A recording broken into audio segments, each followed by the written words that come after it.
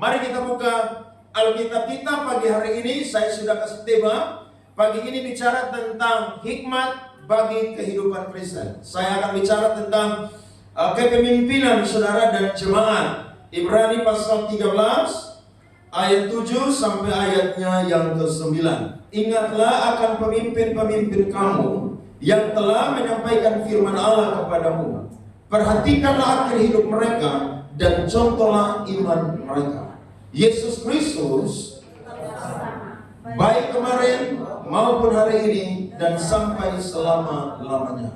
Janganlah kamu disesatkan oleh berbagai ajaran asing, sebab yang baik ialah bahwa diperkuat dengan kasih karunia dan bukan dengan berbagai makanan yang tidak memberi faedah kepada mereka yang menurut aturan makanan macam itu. Bisa beri tepuk tangan kepada Tuhan untuk Tuhan ini.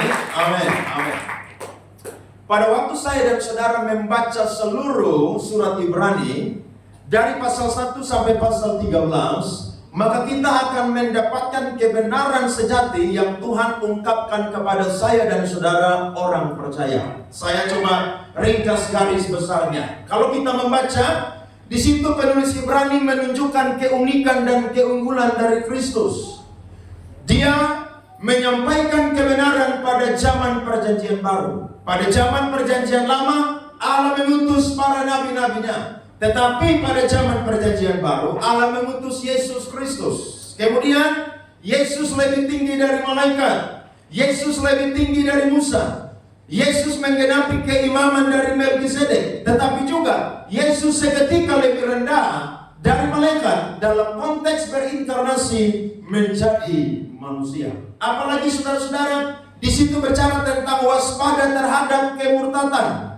Di situ juga bicara tentang tempat yang kudus di bumi dan tempat yang kudus di sorga. Di situ pun juga bicara tentang persembahan yang sempurna. Di situ pun juga saudara-saudara bicara tentang yang namanya saksi-saksi iman yang setia sampai akhir kehidupan mereka. Dan ketika dia menutup tulisannya, maka dia memberikan nasihat-nasihat dan doa selamat kepada orang-orang Yahudi yang sudah menjadi Kristen. Ada begitu banyak nasihat, tetapi salah satu yang saya dan saudara dengar dan belajar pagi hari ini adalah, ingatlah akan pemimpin-pemimpin kamu, perhatikanlah akhir kehidupan mereka, dan juga contohlah iman mereka. Saudara-saudara, ini firman sangat luar biasa. Kenapa? Karena pada waktu itu orang-orang Yahudi yang sudah menjadi Kristen, mereka mengalami banyak sekali penderitaan. Kurang lebih surat Ibrani ini ditulis sebelum kehancuran Bait Allah dan Yerusalem tahun 70 Masehi. Sehingga pada zaman itu saudara, ada kaisar-kaisar yang sangat jahat.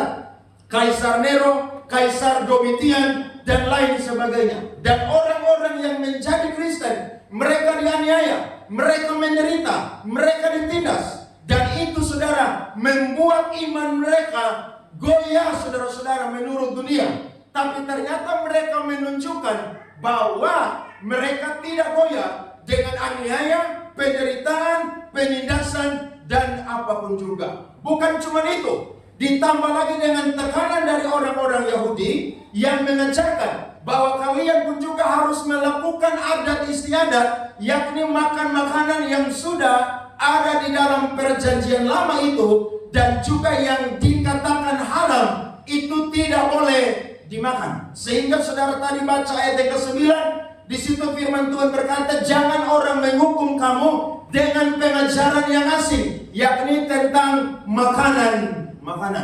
Ada orang bilang begini, orang Kristen itu kafir karena makan babi. Jawabannya adalah, makan babi itu dilarang kepada orang-orang Yahudi. Orang-orang Kristen itu bukan Yahudi, sehingga orang Kristen makan babi. Bahkan hamba Tuhan yang besar terkenal Pak Gilbert ditanya, kenapa tidak mau masuk Islam? Saya senang si Kristen karena babi masih enak. Saudara bisa bayangkan, saya pendeta yang kritik saudara dengan 5 video. Ini salah satu ajaran saudara-saudara yang tidak kuat, tidak berakar di dalam kekristenan. Sebab ajaran yang berakar dari kekristenan adalah ajaran yang percaya bahwa Yesus adalah satu-satunya Tuhan, Allah, dan Juru Selamat. Di luar Kristus tidak ada keselamatan. Ada amin, saudara-saudara? Dan ketika mereka ditekan, saudara-saudara, maka Tuhan itu baik kepada mereka. Memang Tuhan itu selalu kasih jalan keluar kepada anak-anaknya. Yakni apa? Tuhan memberikan salah satu petunjuk hikmat kepada mereka, yakni mereka harus mengingat pemimpin-pemimpin mereka, mereka harus memperhatikan akhir kehidupan mereka, dan mereka harus mencontoh iman mereka. Nah, ini hikmat, saudara. Hikmat itu, saudara, berkat dari Tuhan. Jadi berkat dari Tuhan bukan cuma saudara naik jabatan, jadi orang kaya, saudara sehat, saya dan saudara menikmati semua hal-hal lahiriah yang baik. Tapi hikmat pun juga itu adalah berkat dari Tuhan. Karena ketika kita dapat hikmat, maka kita akan mengarahkan kehidupan kita sesuai dengan kebenaran firman Tuhan. Ada amin? Nah, kita akan perhatikan, saudara, ada 3 hikmat yang Tuhan berikan kepada orang-orang Yahudi yang sudah menjadi Kristen. Yang pertama adalah mereka harus mengingat pemimpin-pemimpin mereka. Kata ingatlah di sini, saudara, mengungkapkan tindakan kembali mengingat sesuatu yang sudah terlupakan. Saudara tahu, pada waktu mereka menghadapi tantangan pada waktu itu, mereka itu, saudara-saudara, sedikit banyak melupakan pemimpin-pemimpin mereka yang sudah tidak ada lagi. Sehingga mereka itu, saudara, tidak lagi yang namanya mengingat pemimpin-pemimpin yang sudah meninggal. Pemimpin-pemimpin di sini adalah bicara tentang pemimpin-pemimpin yang ada dalam perjanjian lama. Nabi, imam, dan raja. Dan tahukah saudara, pemimpin Israel, raja sekalipun, tugas dia bukan cuma memimpin keadaan politik, tapi tugas dia pun juga adalah memperhatikan kerohanian daripada umat Israel. Tidak heran kalau raja Israel menyembah berhala, Tuhan hukum dia. Karena ketika dia jadi raja, bukan hanya memimpin politik, tapi dia pun juga harus memimpin kerohanian daripada umat Israel. Imam, ada Samuel dan lain sebagainya. Ada juga yang namanya hakim-hakim. Kemudian masuk dalam perjanjian baru, saudara-saudara. Ternyata di situ pun juga menemukan para rasul, para diaken, para penilik, bahkan juga pemimpin-pemimpin yang dipercayakan di dalam gereja mula-mula. Dan kata pemimpin di sini, saudara, menggunakan kata Yunani hegeomai. Hegeomai artinya adalah pemimpin yang baik dan yang mampu mengarahkan orang lain ke arah yang lebih baik. Saudara, saya ulangi. Hegeomai adalah pemimpin yang baik yang mampu mengarahkan orang lain ke arah yang lebih baik. Sehingga kalau saudara dan saya baca firman Tuhan, kita akan menemukan ketika Tuhan pilih seseorang pemimpin itu tidak sembarangan, saudara-saudara. Tidak sembarangan. Karena Tuhan tahu kapasitas orang ini, Tuhan tahu hati orang ini, sehingga Tuhan pilih dia. Kalau di akhir pemerintahan dan pelayanannya dia meninggalkan Tuhan, dia pakai kehendak bebas dia untuk melakukan itu. Tapi dari awalnya Tuhan sudah memilih dia untuk melaksanakan apa yang menjadi rencana dan kehendak Tuhan. Jadi kita yang hari ini melayani dipilih jadi pemimpin, saya dan saudara tidak boleh main-main. Karena orang yang dipilih jadi pemimpin, otomatis dia terkenal baik. Kata terkenal baik ini, saudara, itu mencakup semua aspek lahiriah, bahkan juga aspek rohani. Tidak heran, waktu Paulus pilih penatua, penilik, saudara diaken, itu tidak sembarangan. Persyaratannya adalah dia harus jadi orang yang terkenal baik. Baik dalam kepemimpinan keluarga, baik secara iman, bahkan juga baik secara pengajaran. Tidak boleh sembarang. Karena dua hal ini, saudara, adalah dikotomi yang tidak boleh dikontraskan. Tapi dua hal ini, saudara, harus berjalan bersama-sama. Dan tahukah saudara, seorang yang menjadi pemimpin, Dia mutlak untuk bisa mengarahkan orang lain ke arah yang lebih baik. Harus. Kalau tidak, kamu belum cocok jadi pemimpin. Makanya keteladanan saudara-saudara itu dimulai dari pemimpin. Saya yang pendeta, gembala, pengkhotbah, itu kemana-mana saudara, orang tahu saya. Saya ke pasar sebentar, orang tegur saya. Saya pergi syukuran tadi malam, ada berapa banyak orang yang saya tidak tahu tapi tegur, "Salam Pak Pendeta Andre." Ternyata saudara, sebagai seorang pemberita Injil, seorang pemimpin, itu dilihat di mana-mana saudara-saudara. Sehingga saya dan saudara harus menampilkan hal-hal yang baik. Bahkan dulu Marlin pernah kasih tahu saya, waktu saya pergi cetak foto saudara di Kuanino, ada teman dia. Teman dia bilang begini, "Marlin, tadi saya lihat kamu punya bapak gembala. Dia punya suara besar sekali." Ya, saya punya suara ini begini. Orang pikir saya ini lagi marah-marah. Tapi memang nada intonasi saudara, tekanan dinamika suara ini saudara besar. Makanya kalau khotbah di mana-mana lampu mati, tak usah kasih mic, saya baterai suara sampai. Karena suara besar. Dan dari situ saudara, ternyata saya evaluasi. Tidak semua orang NTT itu pun juga memikirkan bahwa suara yang besar itu baik. Jadi kalau ada di mana-mana nada suara, tolong apa? Kecilkan. Jadi kalau saya ngomong saudara, plak plak plak plak plak, oke, kayaknya suara udah besar nih, kasih turun. Karena orang akan lihat kita saudara, bukan cuma lihat khotbah di atas mimbar, tapi dalam kehidupan keseharian kita, itu orang melihat. Dan pemimpin rohani saudara, dia adalah seorang yang hegeomai, orang yang kedapatan baik saudara-saudara, bahkan mampu mengarahkan orang lain ke arah yang lebih baik. Nah, tugas seorang pemimpin apa sih saudara-saudara? Yang pertama adalah, dia adalah orang yang terkenal baik, yang memberitakan firman Tuhan. Nah, ini tugas pemimpin. Tidak heran, waktu gereja mula-mula, pelayanan kepada orang-orang janda saudara, itu diabaikan. Petrus marah. Karena mereka harus berfokus untuk memberitakan firman Tuhan dan berdoa.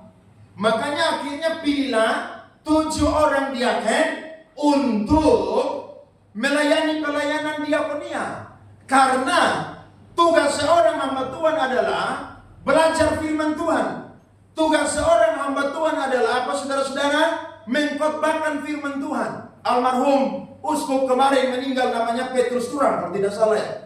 Dia selalu ajar semua pendeta-pendeta Katolik, tugas kalian bukan piara babi. Tugas kalian bukan bertani. Tugas kalian bukan berdagang, tapi tugas kalian adalah membaca Alkitab, menyiapkan firman Tuhan dengan sebaik mungkin untuk membangun iman dari jemaat. Itu tugas pendeta tuh. Pemimpin pun tugas itu.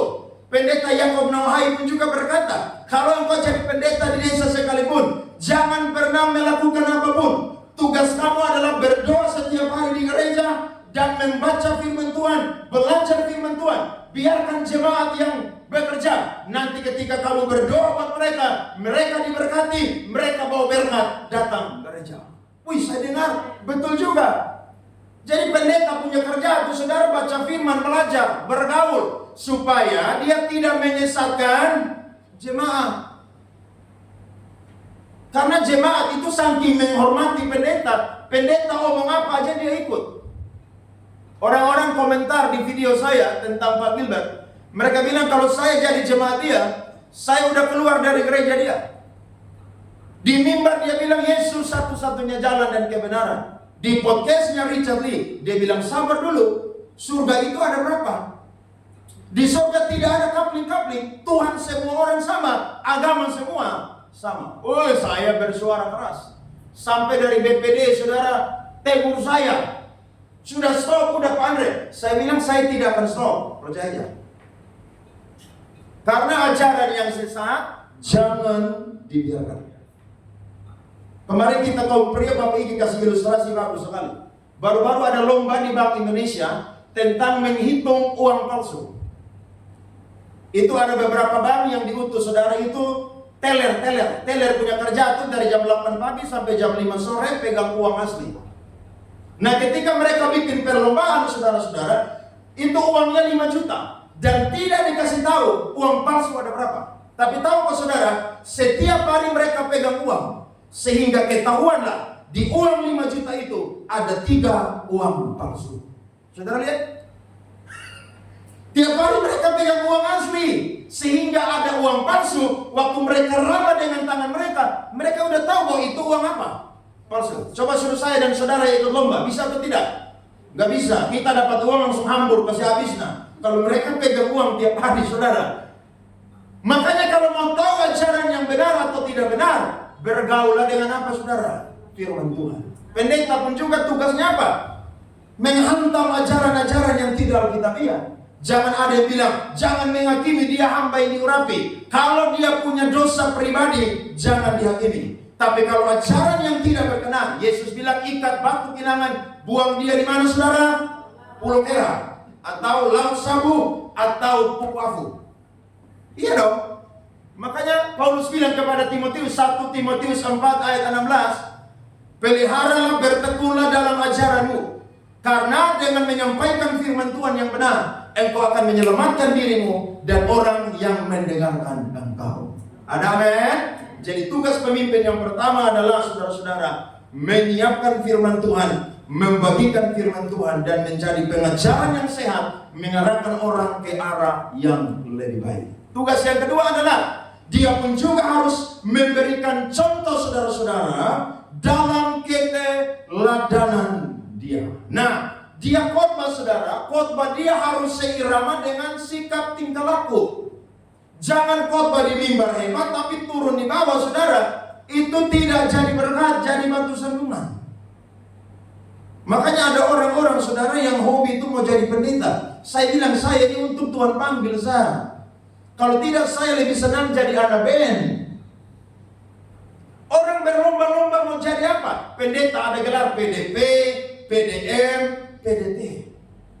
Kamu pikir itu gelar itu gampang? Oh bangga, pendeta pembantu Laskar Wadu. Kami undang untuk menyampaikan firman Tuhan. Naik khotbah firman Tuhan, tidak tahu doktrin khotbah sembarangan. Jemaat yang belajar firman tiap hari baca Alkitab berpasang-pasang bilang, kayaknya lagi mabuk tuh khotbah itu firman tuh. Belajar dari jemaat Berea yang ketika dengar pengajaran Rasul Paulus, sampai rumah mereka cek kembali, kira-kira Paulus ngomong itu alkitabiah atau tidak. Dan Paulus menunjukkan dia bukan sembarangan petinju yang memukul sembarangan, tapi dia menjaga dirinya supaya tidak menjadi batu sandungan. Nah, Tuhan kasih hikmat kepada mereka saudara-saudara supaya mereka ini menjadi contoh. Karena gereja itu dibangun di atas dasar para rasul dan juga para nabi. Coba kita lihat Efesus 2 ayat 19 sampai 20. Demikianlah kamu bukan lagi orang asing dan pendatang, melainkan kawan sewarga dari orang-orang kudus dan anggota-anggota keluarga Allah yang dibangun di atas dasar para rasul dan para nabi, dengan Kristus Yesus sebagai apa, saudara? Batu penjuru. Jadi gereja itu dibangun di atas dasar para rasul dan nabi, sehingga mereka adalah pemimpin-pemimpin yang harus dihormati. Saya mau bilang, di sini saudara wajib untuk mengingat saya, mendoakan saya, menghormati saya, tapi jangan pernah mengidolakan saya. Karena kalau tidak, saya ajar-ajaran yang sesat, saudara akan makan mentah-mentah, terima mentah-mentah.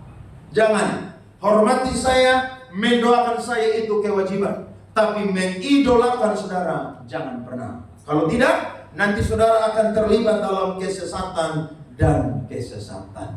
Nah, hal kedua yang menjadi hikmat bagi mereka adalah saudara, mereka harus memperhatikan akhir kehidupan dari pemimpin rohani mereka. Kalau saya angkat saudara, ini terlalu banyak, tapi saya coba ringkas lagi kepada saya dan saudara. Perhatikan Ibrani 11 ayat 32 sampai 34. Alkitab berkata, Ibrani 11 ayat 32 sampai ayat 34. Dan apakah lagi yang harus aku sebut?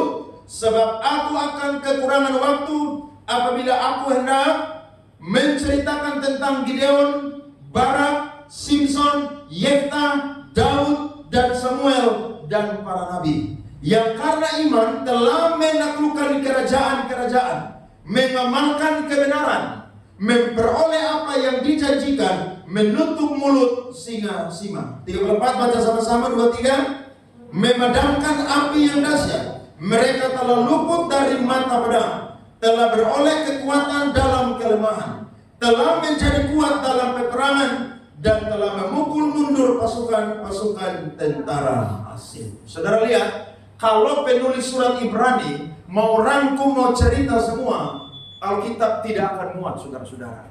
Tapi dia meringkas.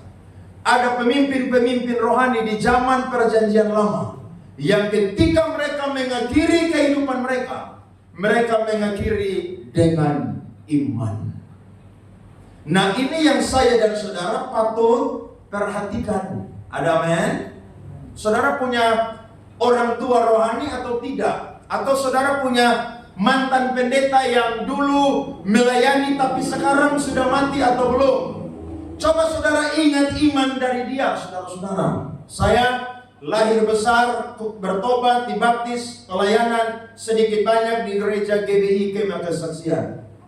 Gembalanya adalah pendeta almarhum Efraim S. Detan. Itu pendeta, saudara, punya kerja tiap hari hanya baca Alkitab dan berdoa berjam-jam. Pendeta zaman dulu tuh jarang baca buku, saudara. Kalau kita sekarang satu hari baca buku 20-30 halaman. Pendeta zaman dulu nggak ada baca-baca buku. Mereka hanya, saudara, berdoa berjam-jam di kaki Tuhan, dan mereka itu, saudara, baca firman Tuhan. Kadang-kadang penafsiran mereka itu meleset, tapi kita belajar dari iman mereka, saudara, itu luar biasa. Ada amin? Saudara coba ingat hamba-hamba Tuhan yang sudah mati, yang saudara tahu bagaimana akhir kehidupan mereka. Ternyata waktu mereka mengakhiri kehidupan mereka, mereka, saudara-saudara, rela mati demi Yesus, demi Injil. Mereka setia sampai akhir. Apakah mereka punya pergumulan sedikit? Saudara jangan lihat hamba Tuhan tuh ketika dia berkhotbah melayani semangat. Itu pergumulannya banyak sekali. Gereja di tempat ini, siapa yang paling banyak mikir gereja ini? Pasti saya. Harus cari tanah, harus membangun, harus bagaimana mempersiapkan firman yang memuridkan saudara-saudara. Terlalu banyak, saudara-saudara, sampai-sampai Paulus berkata bahwa untuk dia punya urusan pribadi aja, dia tidak menghiraukan lagi. Asal saja apa? Mencapai garis akhir dan juga menyelesaikan tugas pelayanan yang dipercayakan oleh Tuhan Yesus kepadaku, yakni memberitakan Injil kasih karunia Allah. Lihat, ingat, perhatikan, mereka mati itu seperti apa? Tidak heran pengkhotbah bilang, lebih baik pergi ke mana? Rumah duka daripada pergi ke rumah pesta. Waktu saudara ada di rumah duka, saudara lihat seorang hamba Tuhan yang mati setia mempertahankan imannya. Ada seorang murid dari Rasul Yohanes, namanya adalah Polikarpus. Waktu saudara dia ditangkap, saudara, oleh seorang prokonsul yang ada di kerajaan Romawi. Dia disuruh untuk menyembah kaisar. Tapi Polikarpus berkata, selama 86 tahun saya sudah menjadi hambanya. Masakan saya mengkhianati rajaku yang menyelamatkanku, yang tidak pernah berbuat jahat kepadaku. Maka prokonsul berkata lagi, kalau kamu tidak mau menyembah kaisar, kamu akan ditombak dan akan dibakar. Maka dia berkata begini, izinkan saya 1 jam lagi untuk berdoa kepada Tuhan. Dan setelah itu, jangan menunda-nunda untuk membunuh saya. Tahu saudara, waktu dia dibakar dengan api, saudara, api tidak menghanguskan seluruh badan dia. Akhirnya apa? Mereka tombak dia sampai mati. Dan tahu saudara, darah dari para bapak-bapak gereja hari ini melahirkan gereja ada di mana-mana. Beri tepuk tangan kepada Tuhan, saudara. Amin. Perhatikan akhir kehidupan mereka. Makanya baca Alkitab saudara tiap hari, supaya saudara belajar. Tokoh iman ini matinya seperti begini. Alami kesesakan, penindasan, tantangan, sakit penyakit yang berat, tidak ada mujizat. Tapi ternyata setia sampai akhir. Perhatikan itu. Perhatikan. Kalau saudara ada di sini dengan saya masih muda. Saudara mungkin lebih usia. Tapi perhatikan apa saya punya kehidupan. Kalau ada yang salah, koreksi. Dan saya sebagai kepala, saya mau hidup untuk menjadi teladan. Berdoa buat saudara-saudara, menyediakan firman Tuhan yang benar, belajar Alkitab, banyak menggali-gali hal-hal yang belum diketahui, supaya ketika saya jadi pemimpin yang menyampaikan firman, itu selaras dengan kehidupan atau praktek kehidupanku. Dan kalau saya dan saudara ingat orang-orang yang mati di dalam Kristus, itu sangat sengsara saudara. Petrus waktu tahun 64 dia mau untuk disalibkan. Dia bilang, saya tidak layak disalib sama seperti guruku. Salibkan saya secara terbalik. Tahun 64 dia mati di Roma saudara. Disalibkan oleh seorang kaisar yang ganas. Namanya adalah Kaisar Nero. Yakobus saudara-saudara dibunuh lagi oleh siapa? Herodes. Bahkan 12 rasul saudara, semua mereka 11 itu mati syahid. Hanya satu saja yang tidak mati syahid, yakni Rasul Yohanes, yang mati kurang lebih di usia saudara-saudara 90 tahun. Dan itu mendekati selesai abad yang pertama. Mereka saudara mempertahankan iman mereka. Ada amin? Jadi kekuatan kita salah satunya adalah perhatikan pemimpin-pemimpin rohani kita. Waktu saudara lemah, saudara ingat, saya punya gembala, saya punya senior pendeta di gereja. Dia pernah khotbah firman ini, firman ini, firman ini. Saudara coba ingat, dia menderita, sengsara dalam pelayanan saudara, sukar sulit tidak mati, tapi dia setia sampai akhir kehidupannya. Jadi yang Tuhan lihat saudara, itu garis finish saudara-saudara. Amin. Bukan siapa yang lari lebih cepat finish, tapi Tuhan melihat kesetiaan saya dan saudara, lari sampai garis finish. Itu yang Tuhan mau. Jadi kalau saudara iring Tuhan hari-hari ini lemah, coba saudara ingat pemimpin-pemimpin rohani, ingat para hamba-hamba Tuhan. Ya, kalau kita dulu pernah sekolah minggu, ada pendeta-pendeta kita yang sudah mati. Coba saudara ingat mereka, perhatikan akhir kehidupan mereka. Bagaimana mereka setia. Dan saya mau bilang, ketika mereka setia sampai akhir saudara, itu ada mahkota kehidupan yang Tuhan berikan kepada mereka. Ada amin? Coba saudara buka Ibrani 12 ayat 3 dan 4. Coba ditampilkan Bapak Rens. Ibrani 12 ayat 3 dan 4. Perhatikan di situ Alkitab berkata, ingatlah selalu akan Dia yang tekun menanggung bantahan yang sehebat itu terhadap dirinya dari pihak orang-orang berdosa, supaya jangan kamu menjadi lemah dan putus asa. Dalam pergumulan kamu melawan dosa, kamu belum sempat mencucurkan darah. Pada waktu itu, para nabi, para rasul, mereka saudara mengingat Tuhan Yesus Kristus. Tetapi ketika mereka saudara-saudara sudah mati, penulis surat Ibrani mengatakan kepada orang-orang yang menerima surat ini, mereka mengingat pemimpin-pemimpin rohani mereka. Dengan mengingat pemimpin rohani mereka, maka otomatis mereka pun juga mengingat Tuhan Yesus Kristus. Betul saudara? Jadi harus begitu. Jadi kalau saudara lemah, jangan putus asa, menyerah. Jangan. Coba saudara ingat, saya punya pendeta, saya punya om gembala nih, tante gembala ini setia dengan Tuhan luar biasa. Tantangan berat dihadapi, tapi sampai akhir saudara, setia jadi hamba Tuhan. Setia mengiring Tuhan. Jangan kecewa. Kalau kita kecewa, kita tidak akan dapat surga dan akan dapat mahkota. Ada seorang koster saudara, saya baru-baru dengar ceritanya, kisah nyata. Dia memberikan usulan dalam satu rapat gereja, tetapi karena mungkin dia hanya seorang koster, usulan dia saudara tidak didengar. Maka dia kecewa saudara-saudara, dan dia ambil keputusan untuk meninggalkan gereja itu dan tidak lagi menjadi koster.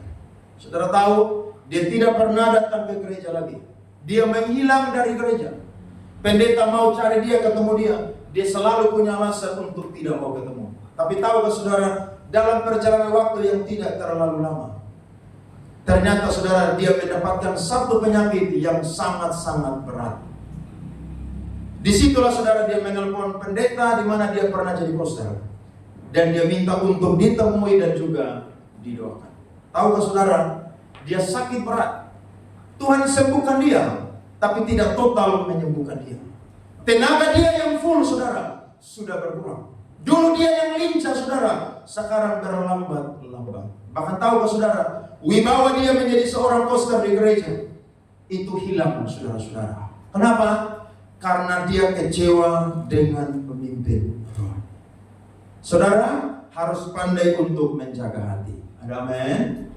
Jangan kecewa, supaya saya dan saudara mudah melupakan semua yang telah kita dengar. Belajarlah, perhatikanlah apa yang sudah ditunjukkan oleh pemimpin-pemimpin rohani.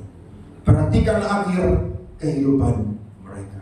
Dan aplikasinya untuk jemaat-jemaat Yahudi yang sudah menjadi Kristen. Firman Tuhan berkata, contohlah iman apa saudara? Iman mereka. Berarti apa yang dilakukan oleh pemimpin rohani, menyampaikan firman Tuhan dan mengakhiri kehidupan dengan iman, itu juga harus dilakukan oleh jemaat-jemaat Tuhan. Ada amin? Tugas memberitakan Injil bukan cuma tugas pemimpin rohani, pendeta, penginjil, guru yang ada di sekolah Alkitab, sekolah teologi, diaken, penatua, penilai di gereja. Tidak. Memberitakan Injil adalah tugas jemaat pun juga, saudara-saudara. Ya, kekristenan sedang berkembang di mana-mana. Apakah itu hanya pendeta yang berkhotbah dan orang bertobat? Saya yakin ada banyak jemaat-jemaat yang menginjil di kantor mereka, yang menginjil di tengah-tengah keluarga lingkungan mereka, dan ada banyak orang yang percaya kepada Tuhan Yesus Kristus.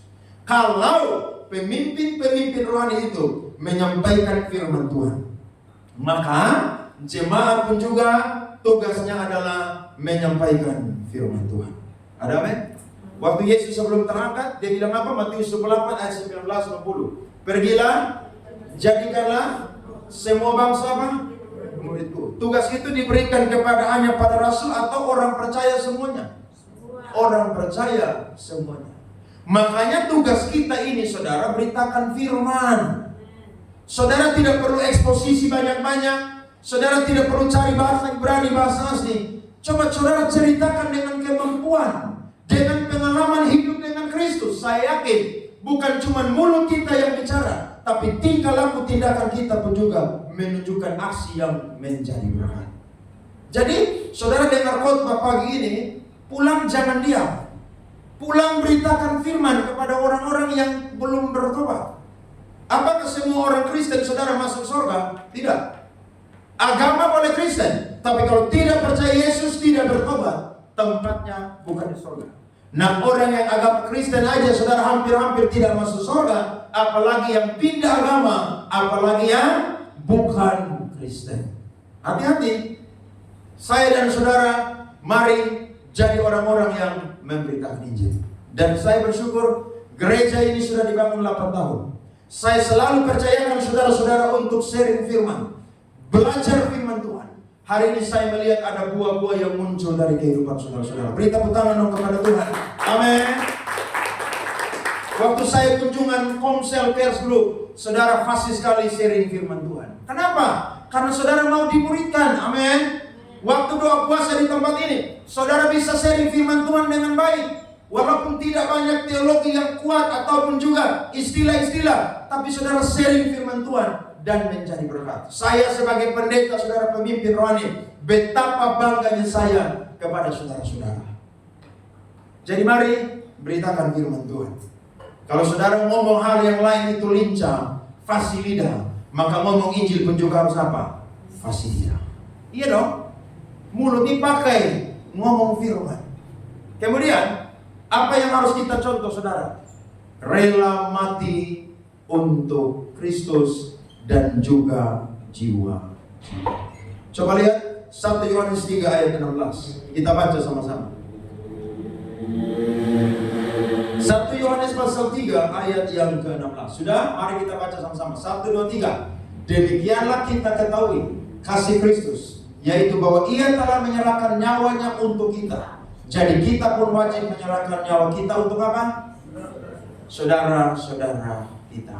Mengapa para rasul, para bapak gereja, tokoh-tokoh Alkitab yang hebat mereka rela mati? Karena mereka tahu satu jiwa itu mahal harganya. Kalau saudara hari ini menderita, mengalami tekanan dari dalam dan dari luar, ingatlah akan pemimpin-pemimpin rohani. Perhatikanlah akhir kehidupan mereka dan contohlah iman mereka. Alkitab berkata, contohlah iman mereka. Mereka tidak sempurna, saudara-saudara. Ada apa ya? Tapi contoh iman mereka yang setia sampai akhir. Apakah Abraham sempurna, saudara? Tidak. Apakah Musa sempurna, saudara? Tidak. Apakah Daud itu sempurna, saudara? Tidak. Apakah Simpson itu sempurna, saudara? Tidak. Ada banyak sekali tokoh-tokoh iman yang tidak sempurna. Tapi tahukah saudara, Tuhan menghargai semangat mereka di dalam melayani Tuhan, bahkan mengakhiri hidup mereka sampai titik darah penghabisan. Jadilah orang-orang yang setia. Ada amin?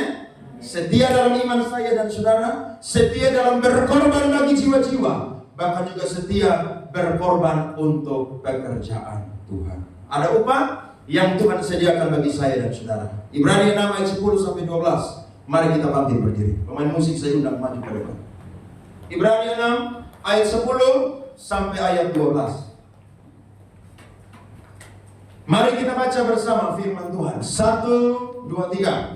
Sebab Allah bukan tidak adil, sehingga Ia lupa akan pekerjaanmu dan kasihmu yang kamu tunjukkan terhadap namanya oleh pelayanan kamu kepada orang-orang kudus yang masih kamu lakukan sampai hari ini.